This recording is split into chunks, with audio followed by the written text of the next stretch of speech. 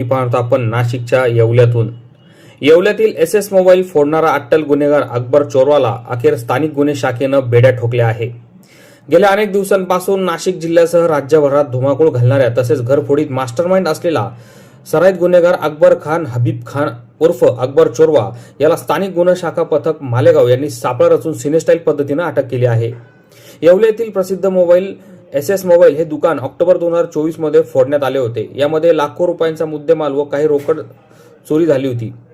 तांत्रिक विश्लेषण व सीसीटीव्ही फुटेजच्या आधारे सदर आरोपी अकबर चोरवा असल्याचं त्यावेळेस निष्पन्न झालं। तेव्हापासून स्थानिक पोलीस व स्थानिक गुन्हे शाखेचे पोलीस अकबर चोरवाच्या मागावर होते।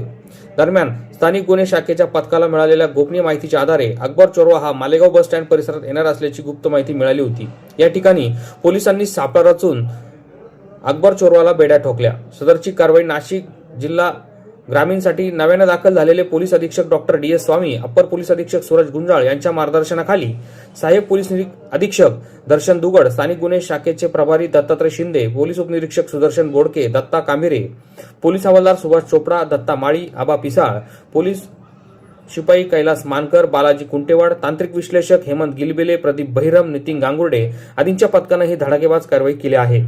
अकबर चोरवाच्या अटकेनंतर अनेक ठिकाणच्या घरफोड्या व चोऱ्या उघडकीस होणार असल्याची माहिती सूत्रांकडून मिळाली आहे। दरम्यान अकबर चोरवा हा एसएस मोबाईल शाखा फोडण्यात तरबेज असल्याची माहिती देखील पोलीस सूत्रांनी दिली आहे।